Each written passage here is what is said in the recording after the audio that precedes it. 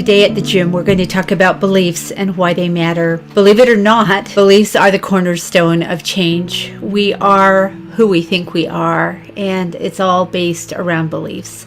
So let's dig in and get started on looking at our belief systems. One of my favorite quotes, and it's so true, was by Robert Bolton when he said, "A belief is not merely an idea the mind possesses. It is an idea that possesses the mind." Think about that for a minute. Our belief informs who we are. We kind of think we have control over our beliefs, but actually, if we're not careful, they will control us because they stop us from doing things, or they compel us to do things that maybe we shouldn't do. When we get up to a stop sign, we stop. It's our belief that we need to because it's the law. It's good belief. It's our belief that it's a safety. Same thing with buckling into seatbelts. But some beliefs are not necessary or valid. I love the story of the sisters who would always cook the ham by cutting the two ends off. They didn't know why they cut them off, but Mom always did it. So one day the pan was bigger. One of them called Mom and said, "Mom, I've cut the ends off of the ham. Now what do I do?" And Mom said, "Why did you do that?" The daughter said, "Well, you always do it. We just figured that was the way you do ham." And Mom said, "No, I cut them off to make the ham fit the dish." So their belief was the way you did ham was by cutting the two ends off.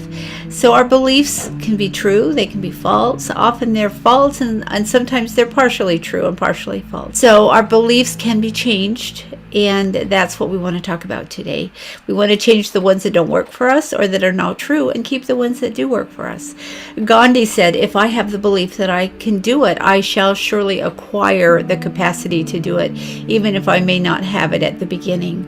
And that's true. Think of all the things that we've done in our lives that we didn't know we could do, or that we didn't think we could do, or that we hoped we could do, and that we worked so hard at practicing and finally succeeding.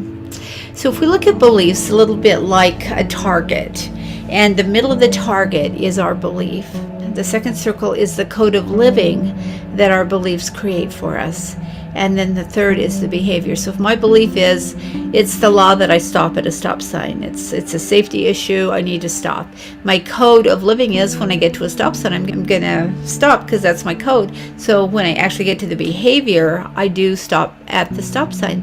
But if I had a different belief, if my belief was, well, I'll stop if I see cars coming, then my code would be, I'm going to always look around for cars, but if I don't see anything, I'm going to breeze through. And then my behavior would be that I would breeze through because my belief informs my code, which forms my behavior, creates my behavior. And so what we've found over time, and what I've found, especially working with clients, is most therapy involves changing behavior, looking at behavior and changing behavior. So we're changing from the outside to the inside. I will do it so many times on the outside, it will change me and change my belief about myself. For example, when I dropped the weight, it took me 10 years, 10 years, a long time, to finally believe that I wasn't going to have to do weight loss anymore, that I was done with having to I still worry about what I eat, but having to lose weight, that after 10 years, it was a long time for the behavior to finally create a belief change. And it was a really profound change when it came. But what I found is that if we can change the belief and we move changing from the inside to the outside, it goes so much faster and it sticks a lot quicker. This quote by Peter McWilliams, "If you change the belief first, changing the action is easier." And that's what I'm talking about. The trick is to change the inside and change from the inside out instead of the outside in. Instead of changing at the behavior level and counting calories, making sure we get enough steps in and all that, that's all really important to do, and we will still do that.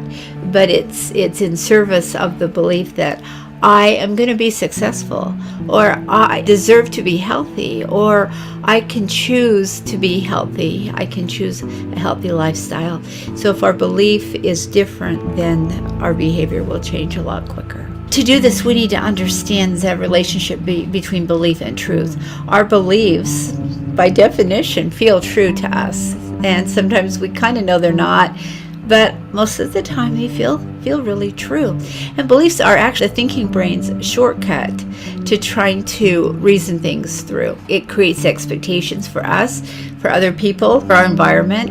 It's trying to bring order from chaos. So it just shortcuts and creates a series of beliefs that may or may not be based on truth. It's based on the facts and the evidence in the moment that the belief is created, but not necessarily on truth. Nobel laureate Daniel Kahneman said, "For some of our most important beliefs, we have no evidence at all, except that people we love and trust hold these beliefs. Considering how little we know, the confidence we have in our beliefs is preposterous and also essential." We have to believe in something. So we want to make sure that what we believe in is the most accurate, most truthful representation of life for ourselves right now. I'll give you an example. When I was a young mom, I was miserable. It was really hard. The house was clean, but it wasn't always perfectly clean. And my son was not always perfectly dry and, all that kind of stuff. And I was always working to keep the house going and him going. And I was just really miserable. And I thought about it, and after about 6 months, I thought, this is not what I thought I was signing on for. What's going on? And I started to examine my expectations, which is over here created by the facts. And I started to look at those, and my expectations were not being met. And so I started to realize they were being informed by what I believed I should be doing. And so when you hear a should in your vocabulary, you want to stop and go, where did I get that should? So my should came from the rule that my mom taught me, which was a good rule at the time. You do your work and then you play. So I should get my work done before I can play. Well, as a young mom, my work was never done. I always had a dirty dish in the sink when somebody got a drink of water, or my child would do something that I'd have to clean up after. So my work was really never done. So I never got to play. And I'm a person that likes to play. So I was not playing for 6 months. I was just worrying about my house and my son and trying to keep everything going. And so I consciously changed that rule for myself. I changed the belief and the rule. My belief was I will do a certain amount of work and then it will be okay to play. That's what I did. And it turned me from one unhappy to one happy wife and mom because I got to play. So we get our beliefs until we think about questioning them. We get them usually from when we're younger or from a situation where we learned them and they worked then, but they don't necessarily work for us now.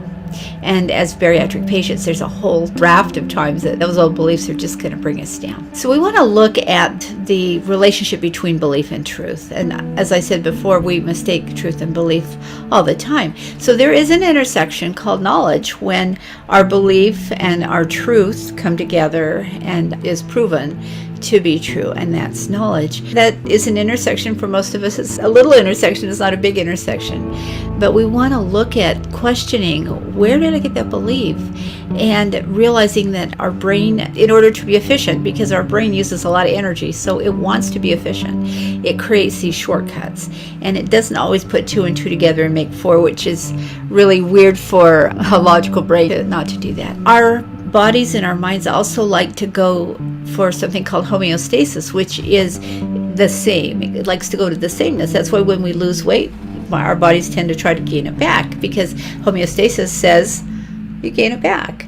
And when we lose it for long enough, then the homeostasis is the lost weight. It's the lower weight, and our bodies tend to keep that. It's place that it likes better. Our mind does the same thing. When we create a new belief for ourselves, or we get a new idea introduced, it kind of blows your mind, depending on the type of idea it is, or how revolutionary or how much you've ever thought about it before. Kind of blows you away a little bit, and sometimes it's even hard to remember what that new idea was, that new truth was, or that new belief that we want to explore to see if that's truth or if it works for you. So know that that's all part of the process, and that's why it's important to write things down, because you might have it today and you might have it for 30 seconds today, and you want to capture it and put it in your journal so that you still have it when your mind goes, wow, that was too hard to think about, I gotta let that one go for a while. And if I re-encounter it, then hot dog, I'll think about it some more. And again, what I said before, our identity centers on our beliefs about ourselves and about how we relate to our world. So this is a very, very important thing. If we think of ourselves as successful, we'll have a tendency to be successful. If we think of ourselves as a failure, well, guess what? We'll have a tendency to fail, and we don't want to do that. Start to question your beliefs. It becomes very important part of this process, and they help create the life that you're living. We become what we believe we are. So here are some questions that I'm going to have you visit in your journal. First of all, write down your beliefs about bariatric weight loss. Do you believe you can be successful? Do you believe that this is the last time you're ever going to drop weight because you're going to succeed this time? What do you believe about that? And then after you've written those down, then question, are they based on fact? If you've yo-yoed before, yeah, it's a fact you yo-yo. So maybe it's based on fact. Maybe you want to look at where they originated. Well, originated on old diets. I'd lose the weight. I was a great weight loss person. I know I can lose weight, but I don't know if I can keep it off. So far, not so good. How old do you feel? And this is really one of the most important things. We're going to talk more about this. This is another key piece, and it actually informs our beliefs. But how old do you feel when you have these thoughts or these feelings? Usually we feel pretty young. Going back to my example of how you got to do your work before you play, I felt like I was 5 years old. That's when I learned to work, and it was great. It was a great thing. I've got good work ethic because of it. But as a mom with my own home, that's not going to work for me. So how old do you feel? Because that will pinpoint the place in your life where you got this belief, and you can start to figure out, well, what was going on back then that I would conclude these things, and is that true for me now? Is that belief getting you to your goal? Is it helping you reach your goal? Is it actually keeping you away from it? Is it discouraging you? Is it giving you a lack of motivation? And then are there times that belief doesn't hold true? Well, of course there will be times that belief isn't going to be true. So you want to look at those exceptions, because that might be the real truth, because there are times that doesn't hold true. So is there another way to think about this that would be just as valid? So for me, my solution was, the way to think about it for me as an adult was, I do this much work or these jobs, and then I can go play. And that was valid. It got the work done, and it kept me balanced. And through this process, we want to stay as balanced as we can. So I invite you to, for your workout today, examine your beliefs. Do it from now on. Examine your beliefs. Where did I get that belief? Is that working for me? Is it still valid? What do I want to do about it? How old do I feel when I feel this way?